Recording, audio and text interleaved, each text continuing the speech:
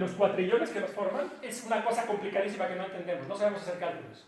A pesar de que el modelo estándar describe los gluones bien, pero no sabemos hacer cálculos para entender un protón nosotros a mano. A veces podemos pedirle a computadoras que los hagan por nosotros, pero a mano nosotros no podemos hacerlos.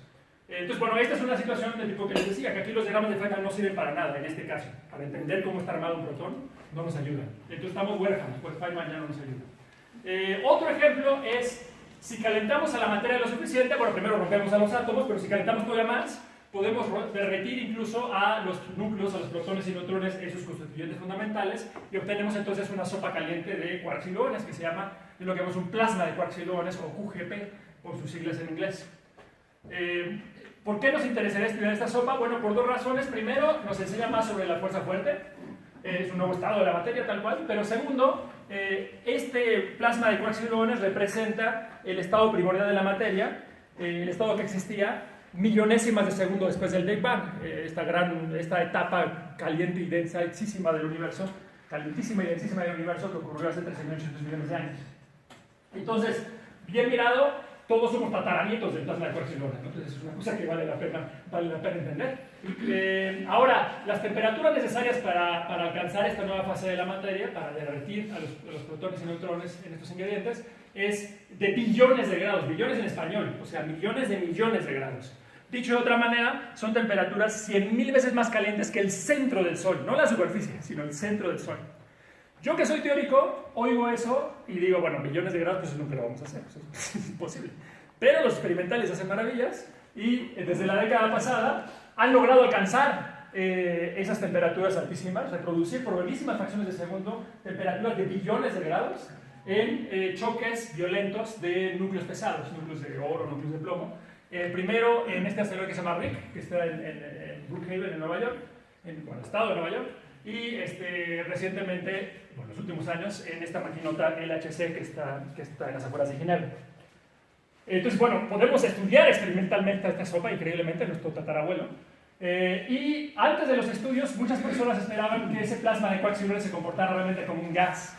O sea, que en esas circunstancias la fuerza fuerte ya no fuera muy intensa, que no se pelaran mucho entre sí los quarks y gluones. Pero las mediciones experimentales muestran que todo lo contrario, que en realidad la fuerza fuerte en él sigue siendo muy intensa y el plasma entonces se comporta tal cual como una sopa, se comporta como una sopa caliente, como un líquido.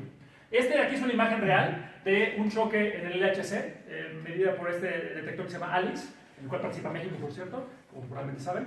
Entonces aquí hubo un choque en el centro de núcleos de plomo, rapidísimo, y de ahí se crearon miles de partículas que salen volando por todos lados, y es la tarea de los experimentales es seguir la pista a todas ellas. Bueno, cada una de estas rayas es una de las miles de partículas que salen volando por todos lados, y midiendo sus propiedades, los físicos experimentales hacen esta proeza de deducir que ahí en el centro, durante una brevísima fracción de segundo, unos cuatrillonésimos de segundo, se alcanzó una temperatura suficientemente alta como para crear esta nueva fase de la materia. Entonces, bueno, ellos lo pueden crear y pueden empezar a medir sus propiedades.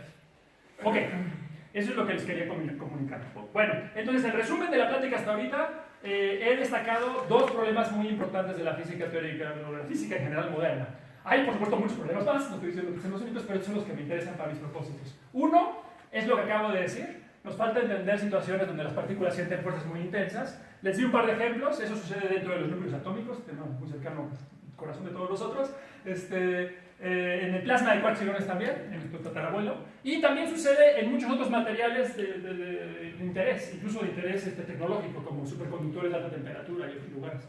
¿Sí? Oye, que se haya comportado como un líquido, se haya comportado como más intensa la fuerza, ¿no se pudo haber observado en simulaciones?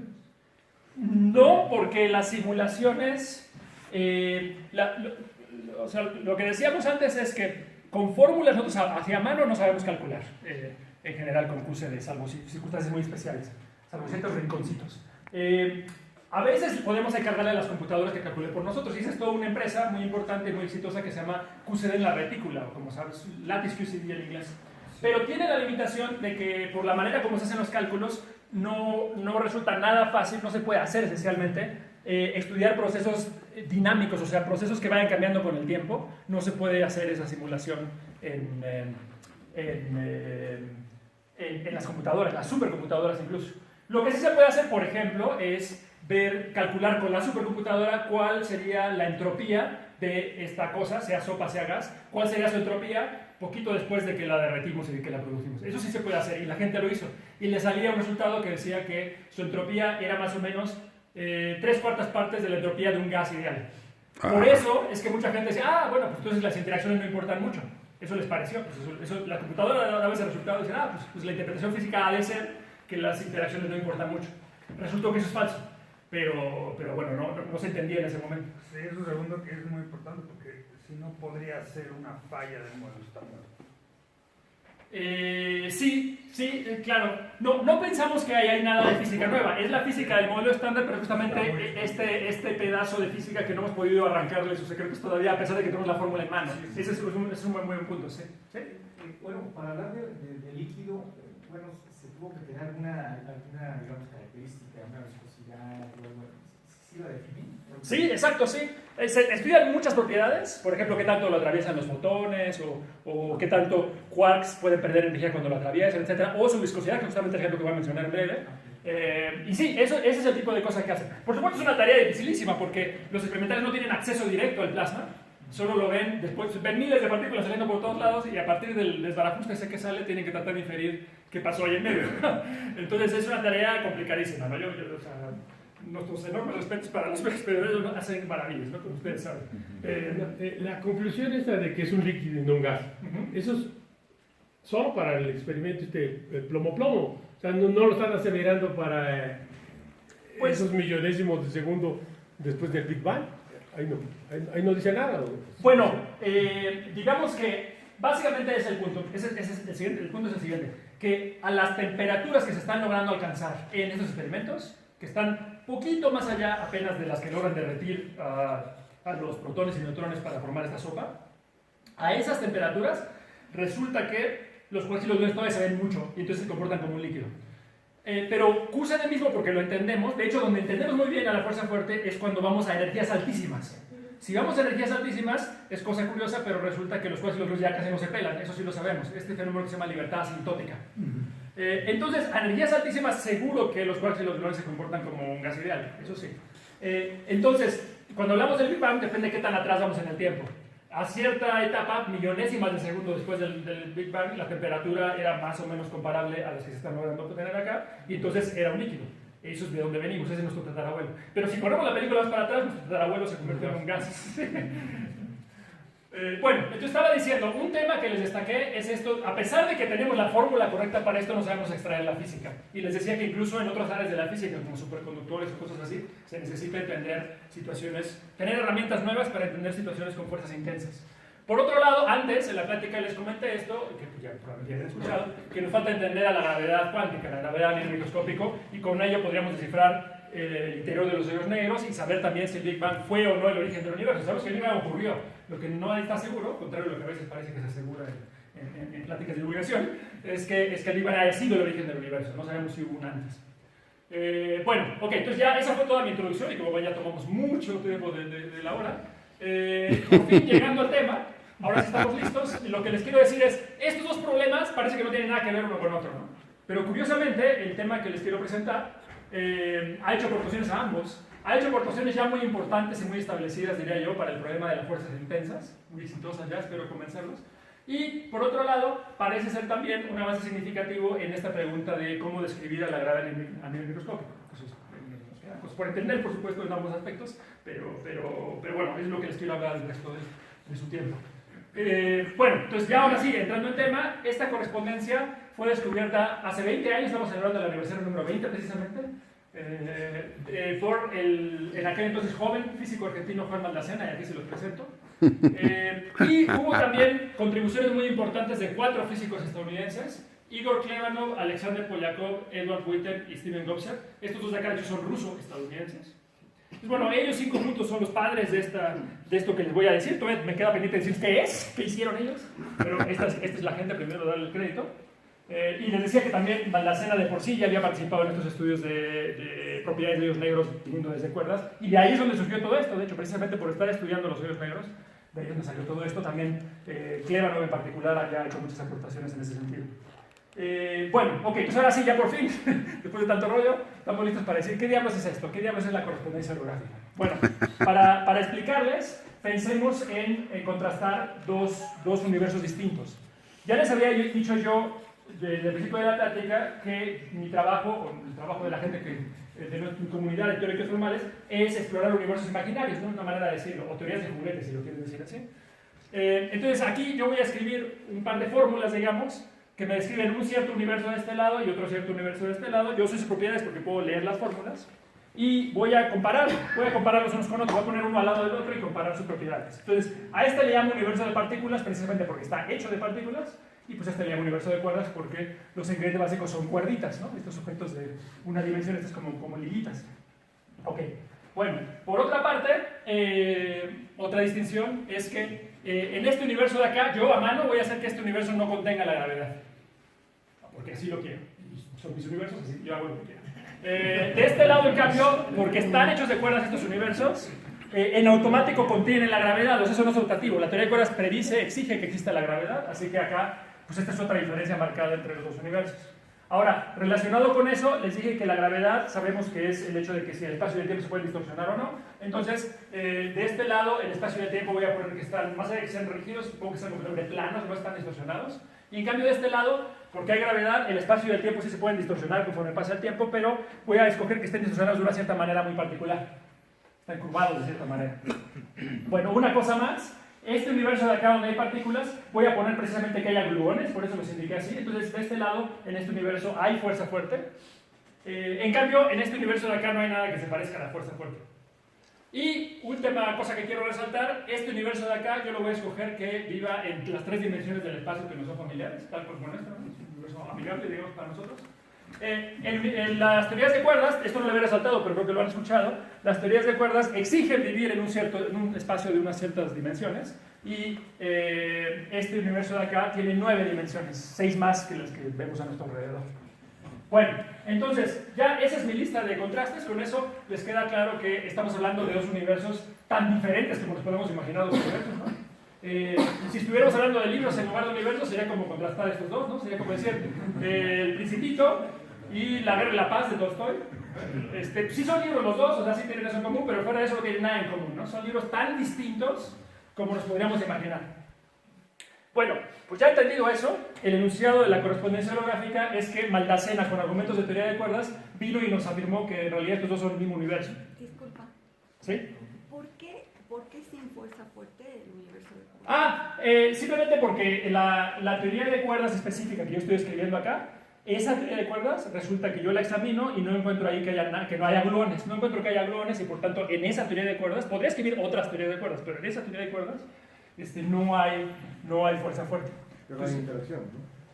Sí hay interacciones, es decir, lo que hay aquí son solo cuerdas. Las cuerditas vistas de lejos parecen partículas, porque vibran de diferentes maneras. Pueden parecer partículas de materia, como podrían ser electrones o cosas así, o pueden parecer partículas de fuerza, con la cual, por ejemplo, los electrones se podrían hablar entre sí. Entonces, aquí sí puede haber algo como un fotón, por ejemplo, sí. Las partículas pueden tener carga eléctrica, hablarse, etcétera, sí. O sea, pasan cosas interesantes, pues. Más aún, tan interesante que este universo de aquí contiene la gravedad, entonces el espacio y el tiempo se pueden chocar, puede haber hoyos negros aquí. Entonces, es un universo bastante sofisticado, interesante, más aún porque tiene 9 dimensiones, entonces es una cosa bastante... O sea, aquí Justo por eso, por cierto, es útil la analogía que hacía con El Principito y La Guerra y la Paz. O sea, este universo es mucho más potente, tiene 9 dimensiones y además tiene la gravedad, que de por sí es un circo en sí mismo.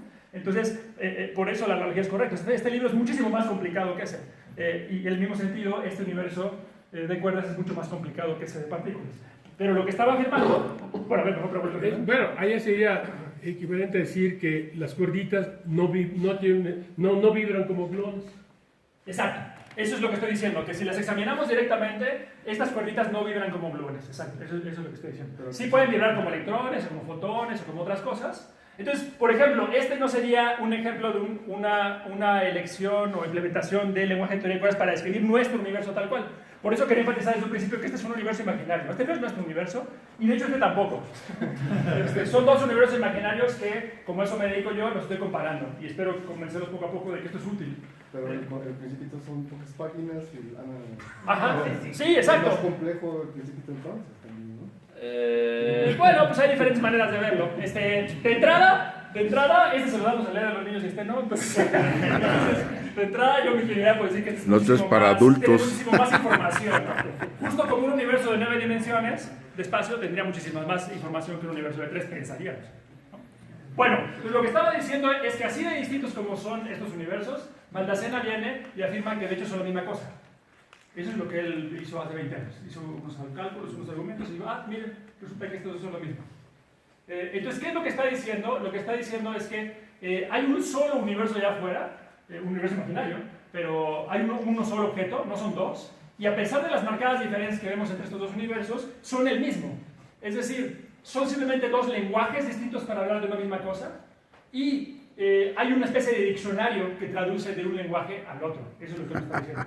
O dicho de otra manera, tal vez les sea más amigable, si esto es una teoría, una cierta fórmula, esta es otra cierta teoría de física, otra cierta fórmula, está diciendo como que hay un cierto cambio de variables muy complicados, si lo quieren pensar así, tal vez eso les sea más entendible, que lleva de aquí para acá. Podría ser una analogía como la dualidad onda-partícula, ¿no? Porque aquí con las cuerdas podemos usar el lenguaje de Fourier, ¿no? Sí, sí, es algo similar. De hecho, se usa la palabra dualidad, precisamente se usa para este tipo de traducción. No solo sino otros ejemplos que se conocen. Teorías que parecen muy distintas acaban siendo iguales cuando uno traduce. Precisamente la palabra que se usa es dualidad, que quiere decir básicamente equivalencia, que hay una cierta traducción de un lado al otro. Y en efecto, esa sería una buena manera de pensarlo, que sabemos que una transformada de Fourier simplemente nos manda una función, una representación de la función a otro lenguaje de hablar de lo mismo. Entonces digamos que esta es como lo que Maldacena afirma es que hay una transformada de Fourier, entre comillas, muy complicada, complicadísima, que nos manda de aquí para acá. Eso es lo que él afirma. Y de la mano de eso, o sea, a eso me refiero por como diccionario que traduce de un lado al otro, y el diccionario es tal que cualquier objeto que existe en este universo tiene su contraparte de este lado, cualquier proceso que puede ocurrir en este universo tiene su contraparte de este lado y viceversa, y cualquier cálculo que hagamos en cualquiera de estos dos lados, si hacemos predicciones, encontraremos los mismos resultados de un lado y del otro. Eso es lo que afirma Maldacena. Entonces, regresando a nuestra analogía de los libros, sería como decir que viene Maldacena y nos dice, ¿conoce el Principito? Sí, lo leímos. ¿Conocen La Guerra y la Paz? Bueno, sí, no lo leímos, pero sí sabes qué es. O sea, sí.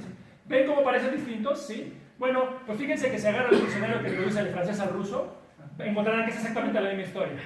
Eso es lo que está diciendo Maldacena. A nada va a decir lo que está diciendo Maldacena.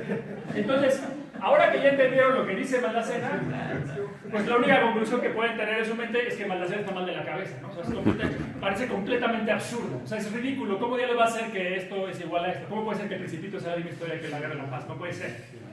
Y en efecto, pues uno mira esto y dice, esto es absurdo. Tan absurdo que uno pensaría que el primer cálculo que haga de este lado y compare va a salir distinto, y ya vamos a ver que hay que meter a Maldacena y sus seguidores al manicomio y nos vamos a comer donas mejor, vamos a hacer otra cosa más útil.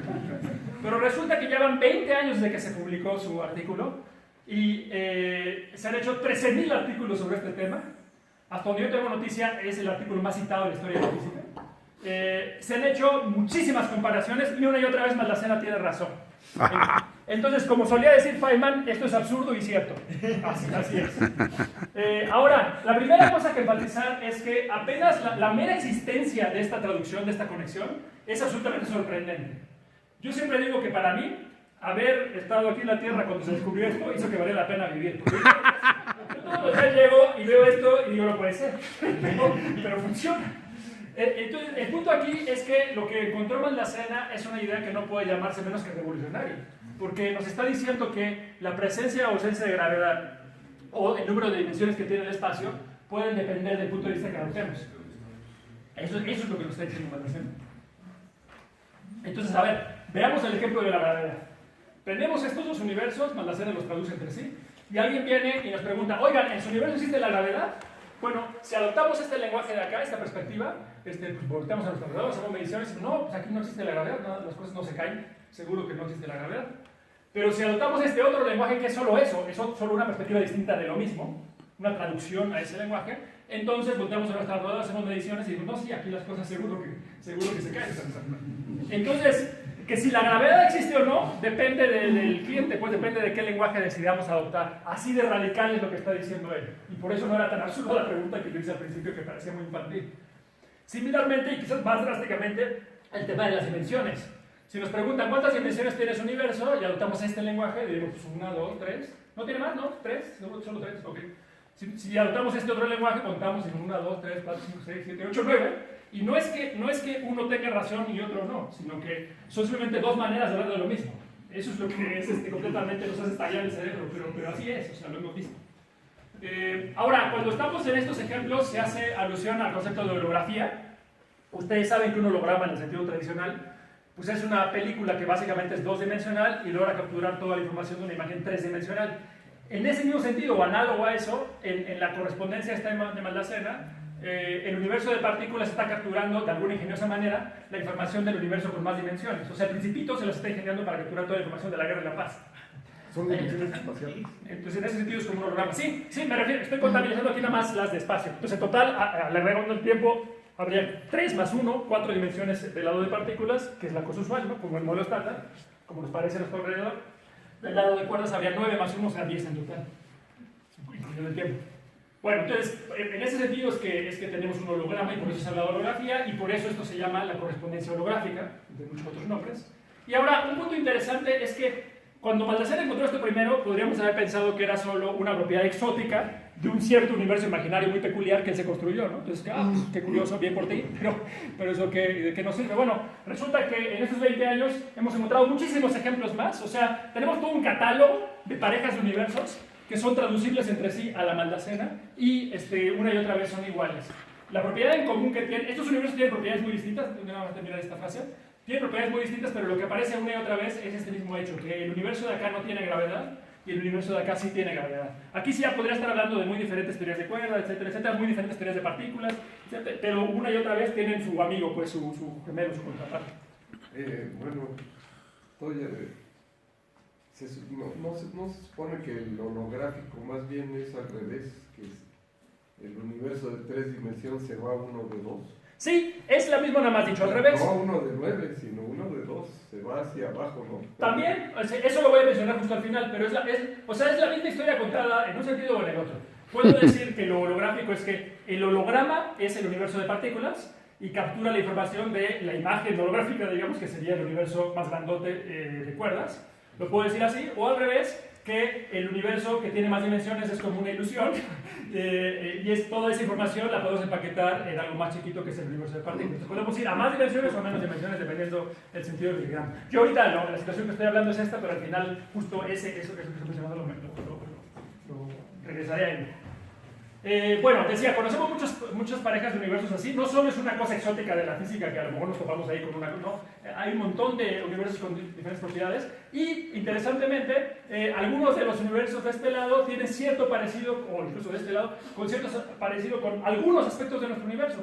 Ninguno del catálogo son exactamente nuestro universo, pero algunas propiedades se parecen al menos caricaturescamente a nuestro universo.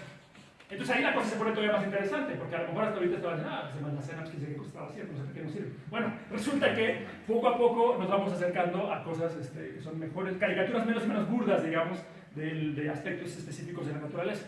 Y mejor aún, el diccionario que traduce entre ellos tiene una peculiaridad muy especial, que es que convierte lo que son cálculos difíciles de hacer acá, o imposibles de hacer con estas técnicas habituales, justamente esa situación de fuerzas intensas, que le dije que somos brutos y no sabemos calcular. El diccionario mágico de Maldacena los traduce en cálculos de este lado que son tan fáciles que hasta yo los puedo hacer.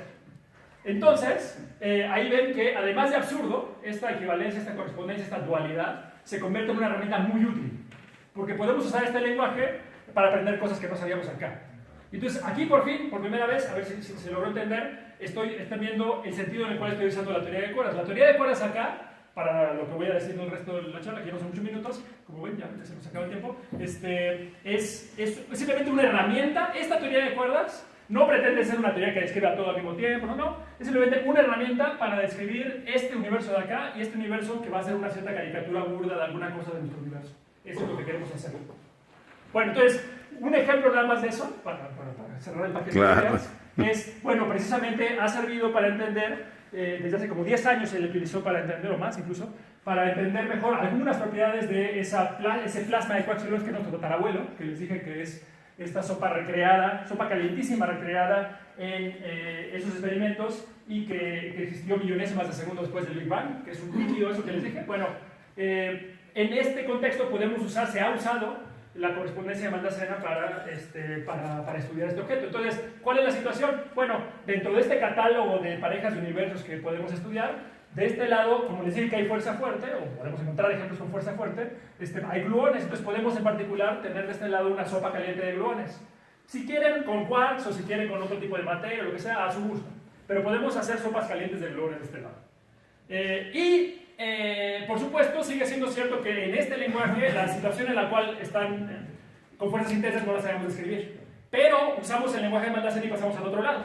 Entonces, la primera pregunta es, ¿a qué corresponde una sopa caliente de gluones en el lenguaje de la teoría de concavidad? No me lo van a creer, pero lo que corresponde es un hoyo negro. Un hoyo negro en más dimensiones, en cierto espacio distorsionado de cierta manera.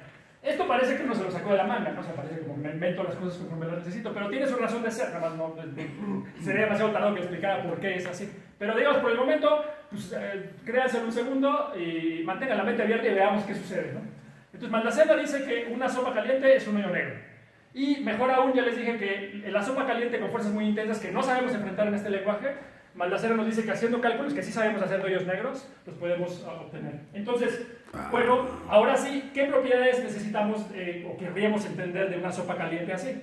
Bueno, pues hay muchos ejemplos que se han estudiado, pero uno en particular es el que mencionaron antes. Se ha estudiado, una cosa que los experimentales quieren entender, es la viscosidad de esa sopa, o sea, qué tan cajetosa es esta sopa de gluones. Y ese es justo un ejemplo de lo que le contestaba hace rato a Alejandro, de una cosa que no sabemos calcular ni en supercomputadoras. La viscosidad es algo que tiene que ver con algo dinámico, de que uno arrastra y algo y ve qué tanto se frena. Y no sabemos calcular esto, ni siquiera nuestras mejores supercomputadoras nos pueden ayudar. Bueno, entonces veamos si Maldacena nos ayuda. La sopa en sí, Maldacena afirma temerariamente que es un hoyo negro. La viscosidad de la sopa, ¿qué propiedad es? Bueno, Maldacena nos dice que es la pregunta de qué tan probable es que este hoyo negro absorba gravitones. Eso es lo que nos dice el constitucional. Entonces, de nuevo, parece que me lo saqué de la mano, pero fíjense nada más lo que está pasando acá. Yo tengo amigos que trabajan en ALICE y entonces pueden venir conmigo y decir, oigan, tenemos aquí los resultados de este plasma de quarks y gluones y queríamos saber estimar qué tan viscoso debiera de ser según la teoría. ¿Tú, Alberto, conoces alguna manera? Digo, bueno, pues yo sé que existe esto de Maldacena y sí los podemos ayudar. Lo que tienen que hacer para entender qué tan cajetosa es esta sopa es agárrense un hoyo negro en más dimensiones. Agarran los gravitones, se los avientan al hoyo negro y ven qué tan probable es que se los trague y con eso van a saber la viscosidad. Entonces, claramente mi amigo se me queda viendo y me dice, no más llamen al loquero. Ya lo perdimos al Alberto, está mal de la cabeza. Ahí cuando dices que aventamos unos gravitones, al gravitón lo estás viendo como cuerda, ¿no? Es una cuerda, es una manera particular de vibrar de cuerda, pero en el límite en el cual necesitamos hacer los cálculos, hacemos los cálculos y son fáciles de hacer, de hecho, sería lo mismo si fuera una partícula. Más aún, estamos viendo incluso ahí sí al gravitón tal cual como una onda gravitacional. O sea, realmente el cálculo que se hace es una cuenta, se puede hacer para las necesidades que tenemos, una cuenta de una onda gravitacional clásica y qué tan probable es que un hoyo negro se trague una onda gravitacional clásica. Sí, porque del modelito ese aquí, de ese lado, son cuerdas, ¿no? Sí, del lado de acá todo es cuerda. Por eso el gravitón hay que verlo como cuerda, ¿no? El gravitón sería una manera específica en la que vibra una cuerda. Sí, gracias por la... Y una cosa, en estos modelos duales, ¿no? ¿Nunca se ha podido encontrar el modelo dual de nuestro universo?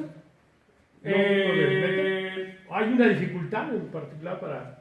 O sea, de este lado. No, de este lado. ¿De este lado? O sea, de este lado poner... O sea, de este lado poner todo el modelo estándar, por ejemplo. Poner nuestro el modelo tal estándar. cual, que no sea de juguete, y ver si es dual algo. No, eso es algo que no sabemos hacer hasta ahora. Tenemos todo un catálogo. Tenemos todo un catálogo y, por ejemplo, tenemos universos en el cual la fuerza fuerte se parece más y más a la de nuestro universo. Eso sí podemos hacer.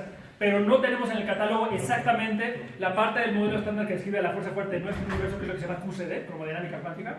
Esa teoría no sabemos exactamente cuál teoría de este lado le corresponde. Toda la evidencia que tenemos es que le corresponde una teoría de cuerdas, o sea que QCD, o sea el modelo estándar, es una teoría de cuerdas, eso es lo que hemos aprendido, pero no sabemos decir, no tenemos la fórmula precisa. Entonces no sabemos el cálculo de QCD. Exacto, como todo en la física uno hace lo que puede, y vamos por pasos. Cada vez se ha podido hacer una descripción menos caricaturesca de la fuerza fuerte, pero sigue siendo caricaturesca. Pero como quieres un avance, y espero convencerlos ahora con lo que me resta decir, que es, como les digo, ustedes y mi amigo piensan que estamos locos, ¿no? Pero mientras nos llevan ahí ya con camisa de fuerza al manicomio, dicen, espérense, pues hagan la cuenta y veamos qué sale. Entonces hacemos la cuenta, y la correspondencia predice que la viscosidad de esto, que no es el tanta ecuaciones del mundo real, pero este primo caricaturesco de él, dice que en ciertas unidades, que son básicamente la viscosidad, si quieres saber, la viscosidad dividida entre la densidad de entropía de la sopa anda por ahí de 0.1 más o menos. Ahora, para la comparación, las viscosidades de las sustancias de la naturaleza pueden tener muy distintos valores. Por ejemplo, la cosa menos viscosa, esto del helio superfluido, el helio líquido, anda por ahí de 1 en estas unidades. El agua, que no es muy viscosa, anda por ahí de 30. La miel, que es más viscosa, más cafetosa, anda por ahí de 5.000. Y la cosa más viscosa que uno encuentra por ahí, como mencionada, el típico ejemplo, es la brea. Esto del experimento de esa gota que lleva 100 años cayendo, no sé cuántos. Bueno, en estas unidades sería algo así como 100.000 millones la viscosidad de esa.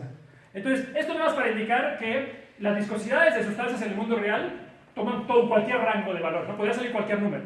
Pero más aún, recuerden que este cálculo de aquí, esta predicción, o supuesta predicción de la correspondencia, no se hizo calculando la viscosidad de nadie.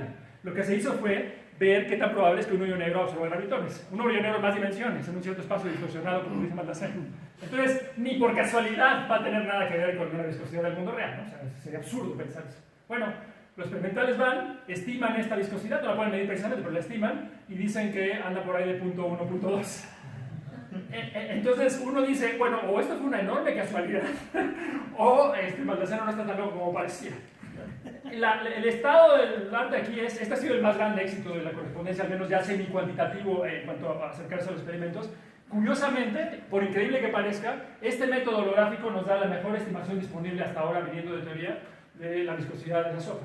Y entonces, a raíz de este éxito, pues se hicieron un montón de otras aplicaciones de muy distintas propiedades, que obviamente no nos da tiempo, ya estoy en la parte final, ya estoy empezando su tiempo. Entonces, bueno, justamente se han estudiado, o se estudiaron a mediados de la década pasada, muy distintas propiedades de esta sopa, o sopas parecidas, sopas caricaturescamente burdas caricaturas del plasma del quarks y digamos, de nuevo, eso es burdo, eso no es lo que quisiéramos hacer. Quisiéramos entender la sopa de QCD del modelo estándar, pero pues nadie sabe hacer eso, entonces hacemos lo mejor que podemos. Y en ese sentido ya es un gran avance, porque nos da herramientas para penetrar en un rincón donde antes nadie había podido, pues ese es el punto. Bueno, se han estudiado muchas propiedades con acercamiento pues, más o menos, al menos cualitativamente similares a los que les mencioné. Y no solo eso, no solo es que este es un ejemplo concreto, y ya ven en qué sentido aquí la teoría de cuerdas está sirviendo para entender una cosa específica del mundo, no todo el universo junto, sino nada más una cosa a la vez. Bueno, la cosa no ha parado ahí. Dado este éxito, la gente se pasó también desde hace como 10 años hubo otra moda de explorar aplicaciones similares a materiales con fuerzas intensas en otras ramas de la física. Entonces, materia condensada en física atómica, ya les he mencionado, por ejemplo, superconductores con alta temperatura y así. Se cree que ahí hay física de fuerzas intensas. Y ahí, pues toda una serie de gente, apenas esto es el principio de la punta del iceberg, han hecho investigaciones con, de nuevo, son caricaturas muy burdas de lo que en realidad quisiéramos describir, pero los numeritos así más o menos le salen. Entonces, de nuevo parece que hay algo ahí. No es que ya resolvimos todos los problemas de la humanidad, pues, es apenas una cosa modesta, pero sí es un avance. Y de hecho, para mi gusto, la prueba más clara de que